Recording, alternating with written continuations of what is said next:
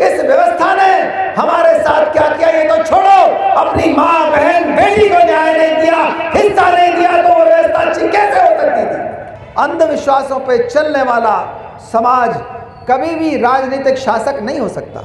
संविधान के बाद में मंडल कमीशन रिपोर्ट एक ऐसा डॉक्यूमेंट है जो इस देश का भविष्य बदल सकता है। व्यक्ति के गलियारे में हिस्सेदारी का एहसास। संविधान विरोधी कौन है, आरक्षण विरोधी कौन है, मंडल का विरोधी कौन है, धर्मनिरपेक्षता का विरोधी कौन है? ये वही है जो पेपर लीक करते हैं, इंटरव्यू में नंबर कम देते हैं, वही है जो SC ST को मारते हैं। सारे गलत काम का ठेका लेने वाले वही हैं। ऐसा कोई नेता नहीं बनाएंगे जो संसद में जाके हमारा बिल फाड़े। सामाजिक न्याय कोई आसमान से उतरने वाली चीज नहीं। टिकट हमारा, वोट हमारा, तब आएगा राज हमारा। सम्राट अशोक ने इस देश के अंदर दंड समता पैदा की, स्थापित की, एक सा कानून बनाया और पब्लिक वेलफेयर स्टेट की स्थापना की। उसके साथ भी वर्ण व्यवस्था के ठेकेदारों ने मौर्य साम्राज्य को खत्म किया, जाति के ऊपर आधारित। बाद में इस्लाम आया, ईसाईयत आई, उनको भी जातिवाद से तोड़ दिया गया। जब अंग्रेज इस देश के अंदर आए, उनको भी यह बता दिया गया कि निश्चित रूप से अगर तुमने हमारे ऊपर कोई अपने नियम स्थापित करने शुरू कर दिए तो आपको हमारा कोई सहयोग नहीं मिलेगा। और इस आधार पर कि यहाँ की स्थानीय सांस्कृतिक व्यवस्था के साथ कम छेड़छाड़ की जाए, इस पर काफ़ी दिनों तक उनको सहयोग किया गया। और जब अंग्रेज़ों ने प्रयास किया कि सती के खिलाफ कानून बनाया जाए, नरबली के खिलाफ कानून बनाया जाए, तो लोगों ने कहा अब हमारी संस्कृति की बात आ गई, तो उन्होंने फिर अंग्रेज़ों के खिलाफ सोचना शुरू किया। और सबसे बड़े कष्ट की जो बात थी वो थी जब मैकाले ने ये शुरू किया कि इस देश के अंदर पढ़ाई लिखाई शुरू की जाए, और वो भी यूरोपियन पढ़ाई। क्योंकि जो दिखाई दे रहा था सामाजिक अन्याय, आर्थिक अन्याय, गरीबी, सारी चीज़ें इस हद तक थी कि वो शिक्षा से ही ठीक हो सकती थी। और देखिए अंतर, जो यहाँ के लोग थे, यहाँ के राजा का काम था वर्ण व्यवस्था को बनाए रखना। यहाँ के जो धर्म के ठेकेदार थे उनका भी काम यही था, वर्ण व्यवस्था को बनाए रखना। लेकिन अंग्रेज मैकाले ने जब ये सुनिश्चित किया कि हम इस देश के अंदर यूरोपीय शिक्षा देने जा रहे हैं, लेकिन एक रिस्क है कि कल को यहाँ के लोग पार्लियामेंट मांगेंगे, सुप्रीम कोर्ट मांगेंगे, लोकल सेल्फ गवर्नमेंट मांगेंगे, और हो सकता है वो हमारी तर्ज पर पूरी तरह से लोकतंत्र मांगे। लेकिन जब भी ऐसा होगा तो ये अंग्रेज़ों के लिए एक गर्व का दिन होगा। उनकी मानसिकता, उनकी ईमानदारी देखिए। जिसको पानी पी पी करके यहाँ के देसी विद्वान गाली देते हैं, वो तो कह रहा था कि जब ये लोग लोकतंत्र मांगेंगे, सुप्रीम कोर्ट, संसद मांगेंगे, तब हमारे लिए, हम कहते हैं उन्होंने हमें गुलाम बनाया, लेकिन ये नोट कर लो, इस देश के अंदर अगर अंग्रेज ना आते तो हम अभी सैकड़ों साल और गुलाम होते। सबसे पहले कृतज्ञता इस देश में उस गुलामी को दी जानी चाहिए जो इस वर्ण व्यवस्था की आजादी से बेहतर थी। और इस वर्ण व्यवस्था को आज पढ़े लिखे लोग वैज्ञानिक व्यवस्था बनाते हैं। विवेकानंद जी कहते हैं ये बहुत अच्छी आदर्श व्यवस्था थी। उस व्यवस्था कि जितनी बुराई की जाए, इससे बुरी कोई व्यवस्था नहीं हो सकती। इस व्यवस्था ने हमारे साथ क्या किया ये तो छोड़ो, अपनी माँ बहन बेटी को न्याय नहीं दिया, हिस्सा नहीं दिया, तो वो व्यवस्था कैसे हो सकती थी? ये वर्ण व्यवस्था नहीं थी, ये मरण व्यवस्था थी, मारने के लिए लोगों को, अन्याय करने के लिए। ऐसी व्यवस्था दोबारा स्थापित करना चाहते हैं इस देश के अंदर लोग, और वो लोकतंत्र को, सामाजिक न्याय को वापस करना चाहते हैं, संविधान के खिलाफ साजिश करना चाहते हैं। बुद्ध ने बहुत पहले बहुजन हिताय बहुजन सुखाय का नारा दिया। सामाजिक न्याय का उससे पहले जिक्र बहुत कम दिखाई देता है इतिहास में। उस पर चलकर आगे सम्राट अशोक ने आत्म परीक्षण के लिए कहा कि समाज अपना आत्म परीक्षण करे, वाक संयम के माध्यम से आगे बढ़ें, लोगों को शिक्षित करने के लिए पत्थरों पर अभिलेख लिखवाए। लेकिन ये सोचिए, उन अभिलेखों के साथ क्या नहीं किया गया। ये सामाजिक न्याय के खिलाफ हमेशा से लगे रहे हैं और रात दिन इनके पास दूसरा काम ही नहीं रहा। अगर ये इतना समय विज्ञान और शिक्षा को देते, बहुत सारे अधिकारी, बहुत सारे साहित्यकार, बहुत सारे वैज्ञानिक पैदा कर लिए होते, लेकिन इन्होंने हमेशा लोकतांत्रिक व्यवस्था को और सामाजिक न्याय को बर्बाद करने का ही काम किया।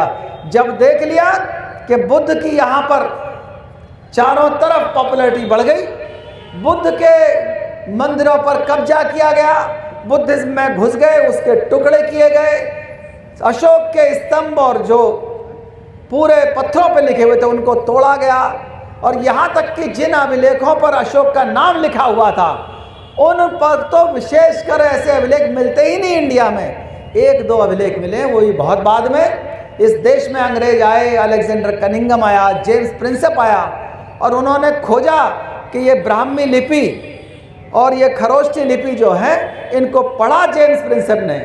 और श्रीलंका में जब जॉर्ज टर्नर दीपवंश के ऊपर काम कर रहा था तो उसने जानकारी बताई कि भारत के अंदर जो अभिलेख लगे थे, जिसके अंदर पब्लिक वेलफेयर स्टेट की बात थी, वो सम्राट अशोक के बनाए हुए थे। तो सोचिए कि अशोक के खिलाफ और बुद्ध के खिलाफ कितना ज़्यादा लोगों के अंदर गुस्सा है। इलाहाबाद के पास में देवर कोठार एक जगह है, वहाँ 32 स्तूप पड़े हुए हैं, स्तंभ के टुकड़े पड़े हुए हैं। इस हद तक वर्ण व्यवस्था के ठेकेदारों ने अन्याय और अत्याचार इस देश के लोगों के साथ किया कि बुद्ध को दूर कर दिया, अशोक को दूर कर दिया, लेकिन जाति को बनाए रखा, चाहे उसको बनाए रखने के लिए देश को सैकड़ों साल गुलाम रखना पड़े। इतना ज़्यादा उनको अपनी जाति से लगाव है, क्योंकि जन्म से ही ये सिखा दिया जाता है कि जाति पर गर्व करो, जाति की नाक है, व्यक्ति कुछ भी नहीं है। जाति की नाक बचानी है और उसी में व्यक्ति लगा रहता है लगातार। आज भी जो बुद्ध और अशोक को ख़त्म कर रहे थे, वो आज संविधान को और लोकतंत्र को ख़त्म कर रहे हैं, क्योंकि संविधान साफ साफ कहता है कि ये सामाजिक न्याय, आर्थिक न्याय, राजनीतिक न्याय की हमको आवश्यकता है। लोकतंत्र की सफलता के लिए बाबा साहब डॉक्टर अम्बेडकर ने कुछ शर्तों का जिक्र किया और साफ साफ कहा कि हमको असमानता खत्म करनी होगी। असमानता खत्म कहाँ हुई? असमानता खत्म नहीं हुई। हर आदमी दफ्तर जाता है तो बिरादरी लेकर जाता है, दफ्तर जाता है, स्कूल जाता है तो बिरादरी अपने नाम के साथ लेके जाता है। अखबार में शादी ब्याह का जब प्रचार करता है तो ले जाता है। यहाँ तक कि जब सुधार कार्यक्रमों में हिस्सा लेता है, लेख लिखता है, तब भी अपने आप को वहाँ चमार, पासी, दुसाद, यादव सब लिखेगा। बहुत सारे आंदोलन चल रहे हैं, अम्बेडकरवादी आंदोलन, लेकिन जितने सुधारक हैं वो अपने नाम के आगे अपनी बिरादरी लिखना नहीं भूलते। वो कहते नहीं, इसको नहीं छोड़ेंगे। यही तो है सामाजिक अन्याय, यही तो खत्म करना था। जाति खत्म करोगे तभी जाकर के समतामूलक समाज बनेगा, और समतामूलक समाज ही सामाजिक न्याय और लोकतंत्र की गारंटी दे सकता है। अंधविश्वासों पे चलने वाला समाज कभी भी राजनीतिक शासक नहीं हो सकता। अगर साल, 2 साल, 6 महीने, 5 साल के लिए बन भी गया तो वो वर्ण व्यवस्था वालों के हाथ की कठपुतली ही बना रहेगा। वो कोई ऐसा काम नहीं कर पाएगा कि मंडल कमीशन लागू कर दे। इस देश के अंदर संविधान के बाद में मंडल कमीशन रिपोर्ट एक ऐसा डॉक्यूमेंट है जो इस देश का भविष्य बदल सकता है। लेकिन जो लोग सीधे मंडल कमीशन से सीधे तो 60% लोग लाभान्वित होते हैं, और अप्रत्यक्ष रूप से सहारा मिलता है शेड्यूल कास्ट शेड्यूल ट्राइब को भी। लेकिन मंडल कमीशन ओबीसी के नेताओं के जिक्र में ही नहीं आता। आपस में मारपीट में लगे रहते हैं, ओबीसी के लोग भी आपस में, एससी के लोग भी आपस में, और एक दूसरे के ऊपर भी। खिलौने किसके बने हुए? जिनके हाथ में जातिवाद है, जिनके हाथ में अंधविश्वास है। मंडल कमीशन के ऊपर अगर आप किसी ओबीसी के नेता को कहो इसको कभी पढ़ा है, अगर मंडल कमीशन रिपोर्ट को पढ़ा होता तो ओबीसी के नेता शेड्यूल्ड कास्ट का रिजर्वेशन खत्म नहीं करते, और शेड्यूल्ड कास्ट के नेताओं ने पढ़ा होता तो वो भी लागू कर देते ओबीसी का रिजर्वेशन। दोनों ने गलती की। लाभ किसको मिला? लाभ मिला जातिवादियों को, पूंजीवादियों को, सामंतवादियों को, वर्ण व्यवस्था के ठेकेदारों को। लाभ उनको मिला, और इस षड्यंत्र को कोई नहीं समझा। मंडल कमीशन को पढ़ने का किसी ने समय नहीं निकाला अपने लिए। ये स्थिति चलती रही। आज की तारीख में ऐसी स्थिति है, एथनो नेशनलिज्म का जमाना है। लोग बाग धर्म के ऊपर राष्ट्र को बनाना चाहते हैं। यहाँ की अभी कल परसों की बात है, शंभू भाई जानते होंगे, इन्होंने तो शायद वीडियो भी बनाया। बहराइच के अंदर हमारा एक जूनियर लड़का था, आजकल एसपी है, वहाँ बुला करके एक धर्म के, एक विशेष धर्म के ठेकेदार को सलामी दी गई। और आप सोचिए, आप क्या आदर्श बनाना चाहते हैं देश में?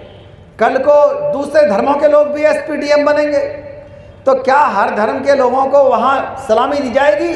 तो ये जो लिखा हुआ है सेक्युलरिज्म, आर्टिकल 25 भारतीय संविधान में, इसका क्या होगा? क्या सिद्ध करना चाहते हैं आप? इस देश में कोई राष्ट्र नहीं बनने वाला है धर्म के आधार पर।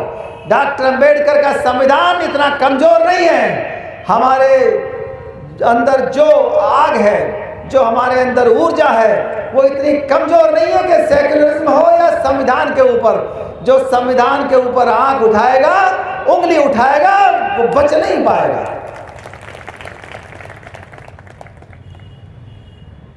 कैसे धर्म के ऊपर राष्ट्र हम स्वीकार कर सकते हैं?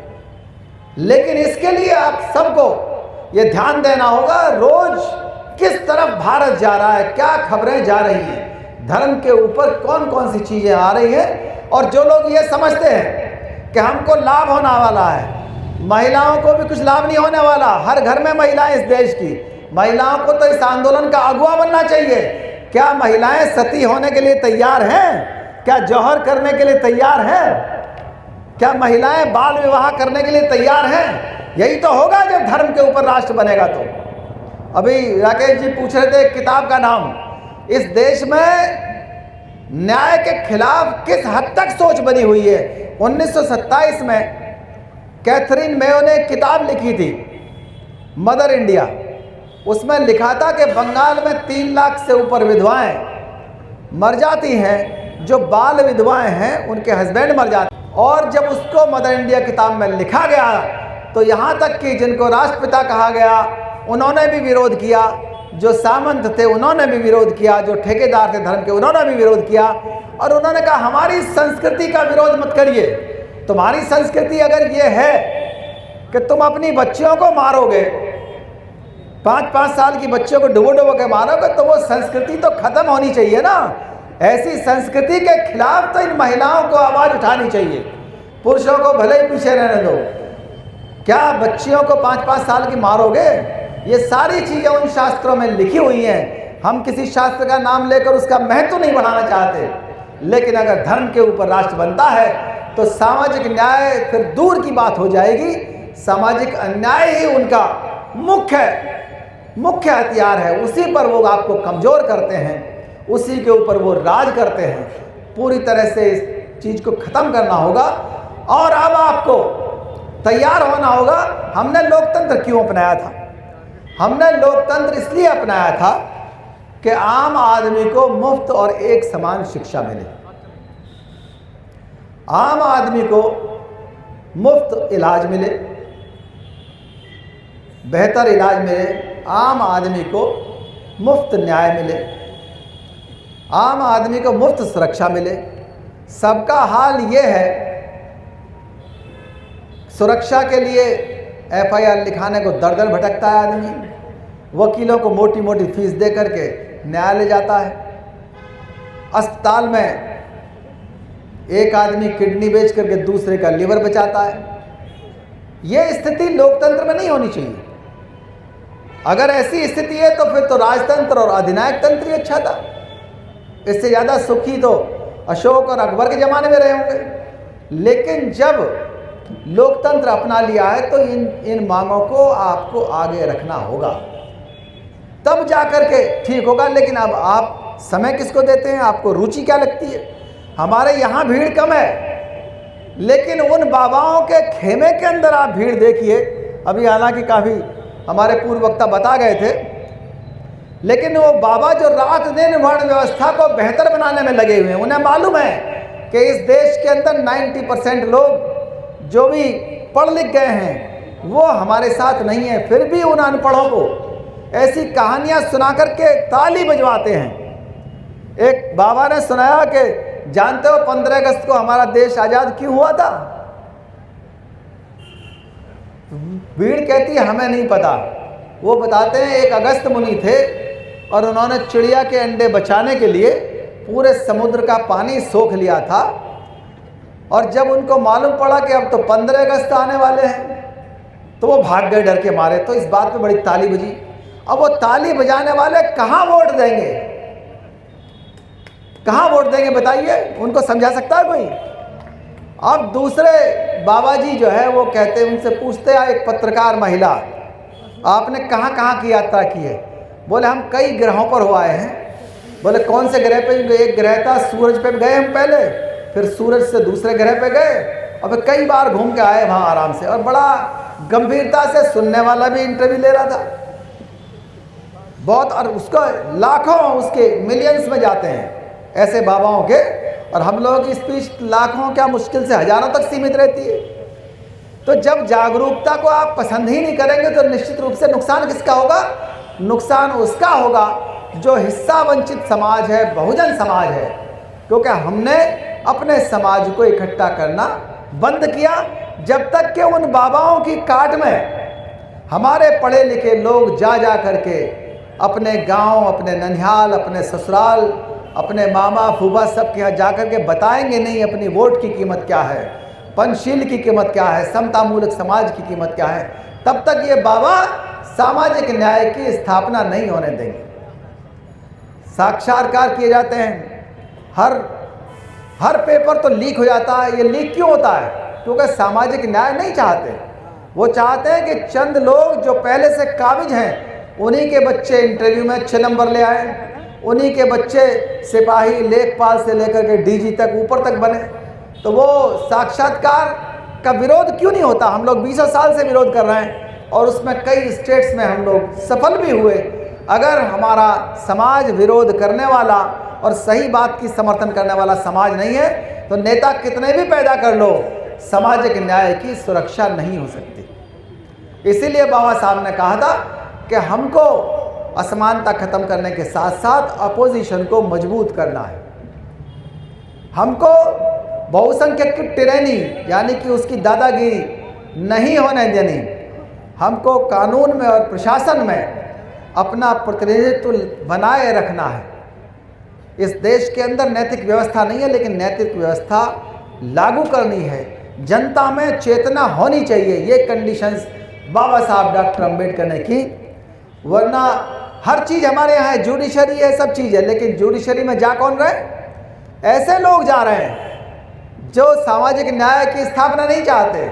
उनको यही लगता है कि किसी तरह से इनका मस्तिष्क अंधविश्वासों की तरफ ही दौड़ता रहे। एक सुप्रीम कोर्ट के जज ने आदेश दे दिया कि कोरोना का इलाज गोबर से किया जा सकता है, एक विशेष जानवर के।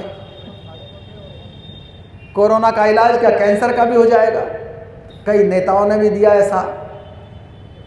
एक जज ने आदेश दे दिया राजस्थान में कि मोर मोरनी के जो बच्चे पैदा होते हैं वो आंसुओं से पैदा होते हैं। महिला जज ने कि एक ऐसा धर्मशास्त्र हर घर में पढ़ाया जाना चाहिए, हर स्कूल में पढ़ाया जाना चाहिए, जिसके अंदर महिलाओं के लिए सबसे ज़्यादा अन्याय लिखा हुआ है।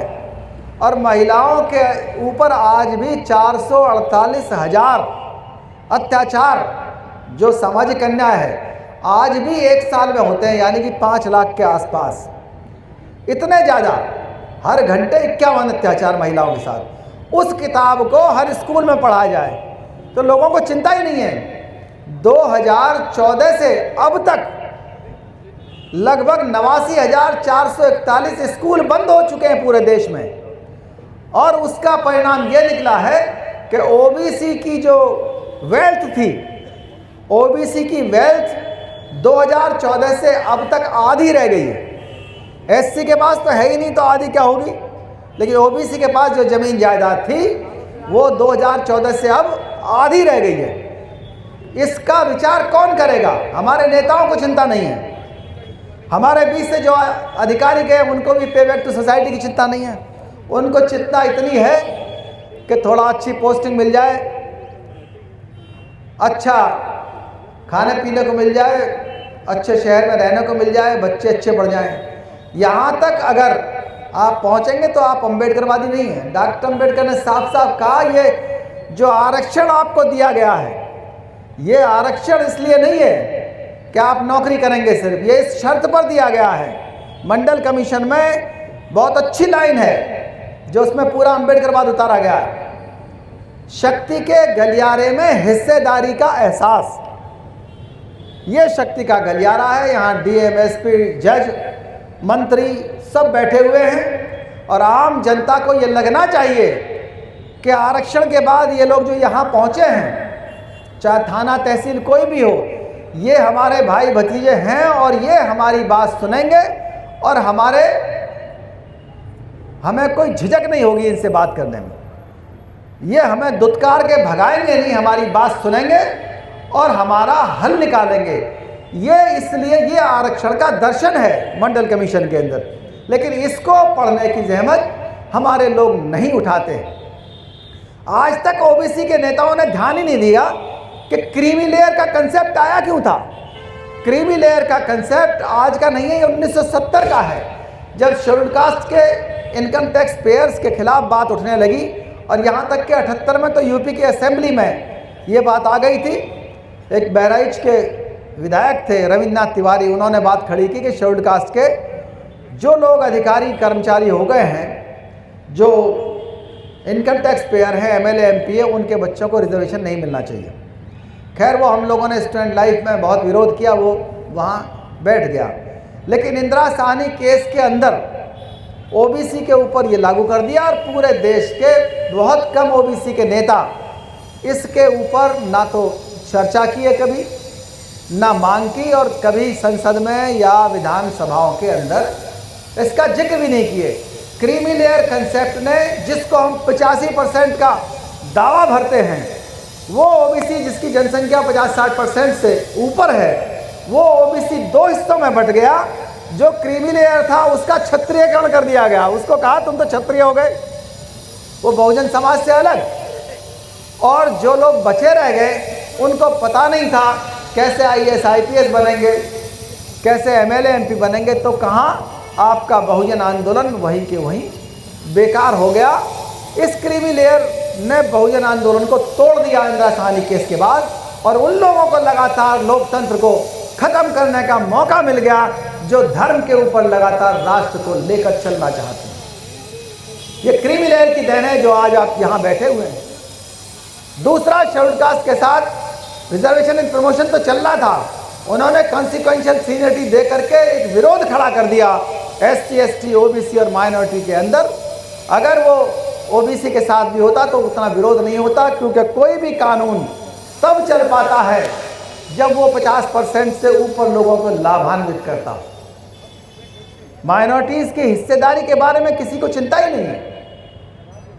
सामाजिक अन्याय के जो पीड़ित हैं वो एससी, एसटी, ओबीसी, माइनॉरिटी, महिलाएं सब हैं। हमें माइनॉरिटी का भी ध्यान रखना है।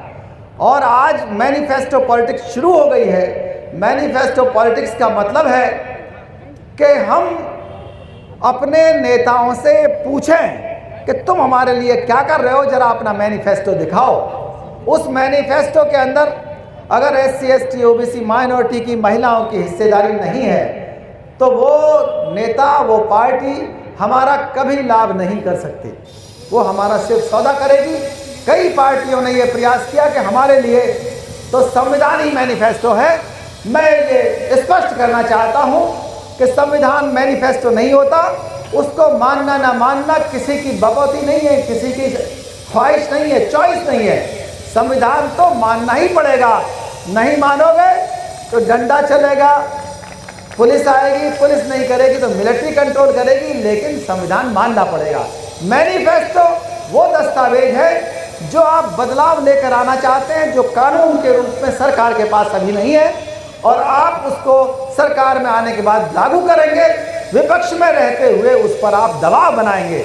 ये मैनिफेस्टो की पॉलिटिक्स है। पूरी दुनिया के अंदर मैनिफेस्टो की पॉलिटिक्स बढ़ रही है लगातार। इंडिया के अंदर भी मैनिफेस्टो की पॉलिटिक्स अब लगभग 50 से 60% के बीच में आ गई है।